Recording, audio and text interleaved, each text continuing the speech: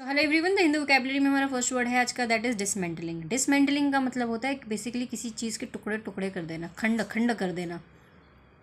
और एक हिंदी में वर्ड विघटित भी होता है, विघटित कर देना, किसी चीज़ को अलग कर देना बेसिकली। ठीक है जी, तो सिनोनिम देख लेते हैं हम इसके लिए पुल अपार्ट कह सकते हैं, आपने किसी चीज़ को अलग कर दिया है। आप इसके लिए टेक इनटू पीसेस भी कह सकते हैं, आपने किसी चीज़ के टुकड़े कर दिए हैं।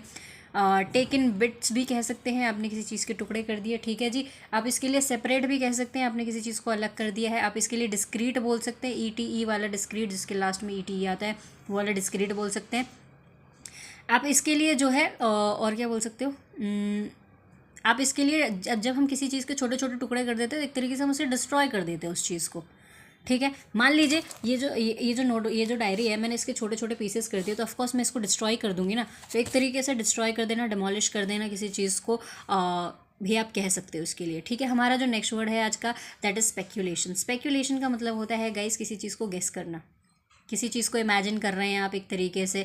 आप इसके लिए जो है सरमाइज कह सकते हैं, कंजेक्चर कह सकते हैं, आप थिंक कह सकते हैं इस चीज़ के लिए। आप इसके लिए पॉन्डर कह सकते हैं, आप इसके लिए कॉन्टम्पलेशन कह सकते हैं, च्यू कह सकते हैं, च्यू द कड कह सकते हैं बेसिकली। ठीक है, I just want to tell you one thing people, कि जो च्यू द कड होता है, पॉन्डर होता है, या फिर कॉन्टम्पलेशन होता है, इसका मतलब होता है गहन विचार करना, गहन चिंतन करना, बहुत डीपली सोच रहे हैं आप किसी चीज़ के बारे में। ठीक है, तो near by synonym of the word speculation के तौर पे हम इसको यूज़ करेंगे, नॉट डायरेक्ट सिनोनिम।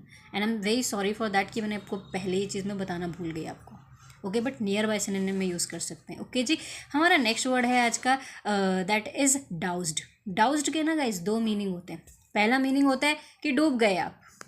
ठीक है, तो आप इसके लिए ड्राउन कह सकते हैं, आप इसके लिए जो है और क्या बोल सकते हो, ड्रेंच कह सकते हो, आप इसके लिए सोख कह सकते हो, SOAK सोख, सोख कह सकते हो आप इसके लिए। आप इसके लिए जो है इनंडेट कह सकते हो, आप इसके लिए डेल्यूज कह सकते हो, फ्लड कह सकते हो।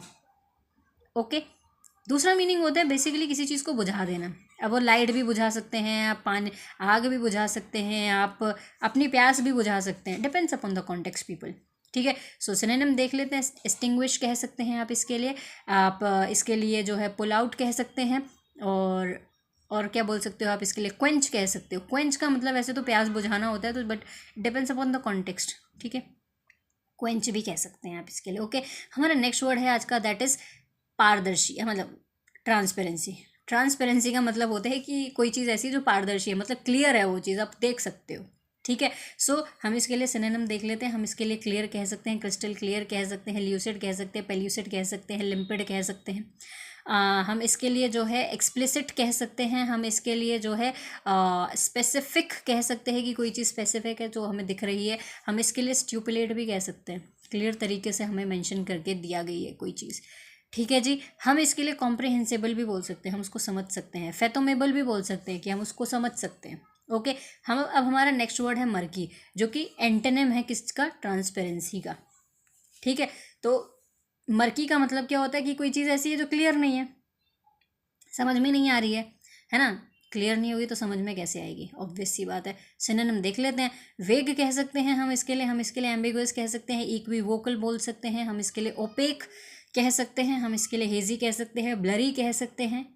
ठीक है, कोई चीज़ नॉट क्लियर कह सकते हैं, समझ में नहीं आ रही। अब कोई चीज़ क्लियर नहीं होती है तो वो कैसी होती है, वो जटिल होती है ना। तो हम इसके लिए इंट्रिकेट की भी सिनोनिम इसके साथ नियर बाय में ऐड कर सकते हैं। सो हम इसके लिए इंट्रिकेट कह सकते हैं, हम इसके लिए आर्केन कह सकते हैं, एब्स्ट्रूज कह सकते हैं, इजोटेरिक कह सकते हैं, हम इसके लिए रिकॉन्डाइट कह सकते हैं, कॉम्प्लेक्स कह सकते हैं। ठीक है जी, और अब कोई चीज़ जो है जटिल होती है, क्लियर नहीं होती है, तो वो हमें कन्फ्यूजन भी क्रिएट कर देती है ना। तो कन्फ्यूजन के वर्ड्स रिवाइज कर लेते हैं हम। ठीक है, तो हम इसके लिए फ्लेबरकास्ट कह सकते हैं, फ्लोमॉक्स कह सकते हैं, डमफाउंड कह सकते हैं, कन्फाउंड कह सकते हैं, हम इसके लिए स्टैगरिंग कह सकते हैं, हम इसके लिए पजलिंग कह सकते हैं, बीफडल कह सकते हैं, हम इसके लिए बैम्बूजल कह सकते हैं, बैमफजल कह सकते हैं, हम इसके लिए मडिंग कह सकते हैं। ओके जी, हमारा जो नेक्स्ट वर्ड है आज का, दैट इज़ इनडिस्प्यूटेबल। डिस्प्यूटेबल का मतलब क्या होता है, ऐसी कोई चीज़ जो विवादास्पद है, जिस पे झगड़ा हो सकता है। तो इनडिस्प्यूटेबल का मतलब क्या है भाई, ऐसी कोई चीज़ जिसके ऊपर कोई सवालिया निशान नहीं उठा सकते आप, बिल्कुल भी क्वेश्चन नहीं उठा सकते। अनक्वेश्चनेबल है कोई चीज़, अनडेनाइबल है वो चीज़, कन्फर्म्ड है, कॉर्बोरेटेड है वो चीज़, कन्फर्म है पहले से, जस्टिफाइड है वो चीज़, अनबीटेबल है, अनडेनाइबल है, अनअसाइलेबल है। ठीक है, कोई उस चीज़ को, उसके ऊपर कोई सवाल नहीं उठा सकता, उसको कोई नहीं हरा सकता है, ऐसी कोई चीज़ है वो, ठीक है। हमारा नेक्स्ट वर्ड है आज का, दैट इज़ रेकलेस।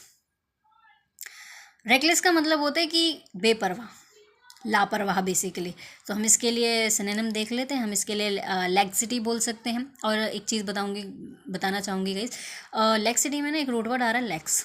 लैक्स का मतलब ही होता है बेसिकली ऐसी कोई चीज़ जो कि केयरलेस तरीके से की गई है। तो केयरलेस का ही सिनोनिम होता है लैक्सिटी, कह सकते हैं आप इसके लिए।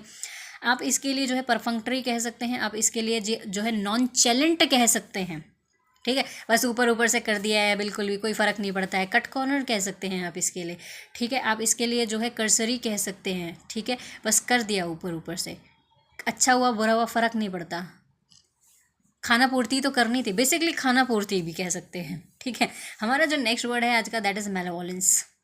मेलवोलेंस में ना गाइस हमारा रूट वर्ड आ रहा है मैला। एक और वर्ड होता है कैको। मैला और कैको दोनों का ही मतलब होता है ऐसी कोई चीज़ जो कि बैड है, बुरी है, ठीक है। तो मेलवोलेंस का मतलब भी बुरे से ही रिलेटेड है। सो हम इसके लिए मतलब मेलवोलेंस का मतलब होता है कि बेसिकली आपके भीतर ना किसी के लिए द्वेष है, दुश्मनी की भावना है ना। तो हम इसके सिनोनिम देख लेते हैं। हम इसके लिए मैलिग्नेंस बोल सकते हैं, मलीस बोल सकते हैं। हम इसके लिए जो है रैंकर कह सकते हैं, बदले की भावना है आपके अंदर। हॉस्टिलिटी कह सकते हैं, एनिमोसिटी कह सकते हैं। आप इसके लिए जो है विट्रियोलिक कह सकते हैं, बिटरनेस कह सकते हैं, कड़वाहट भरी पड़ी है आपके भीतर। एक्रेमनी कह सकते हैं, कड़वाहट भरी पड़ी है आपके भीतर। और क्या बोल सकते हो, वेंजियांस कह सकते हो, बदले की भावना है। अवेंज भी कह सकते हैं आप इसके लिए, रिवेंज भी कह सकते हो, ठीक है। बस बदला ही लेना है, ओके। हमारा नेक्स्ट वर्ड है आज का, दैट इज़ इनएविटेबल। इनएविटेबल का मतलब होता है कि भाई साहब आप उस चीज़ से बच नहीं सकते, ठीक है। जैसे कि मृत्यु हमारी इनएविटेबल है, डेथ इज़ इनएविटेबल, सर्टेन है, bound to happen, sure to happen. Inescapable है, आप भाग नहीं सकते। अनअवॉइडेबल है, आप उसको अवॉइड नहीं कर सकते हो, ठीक है जी।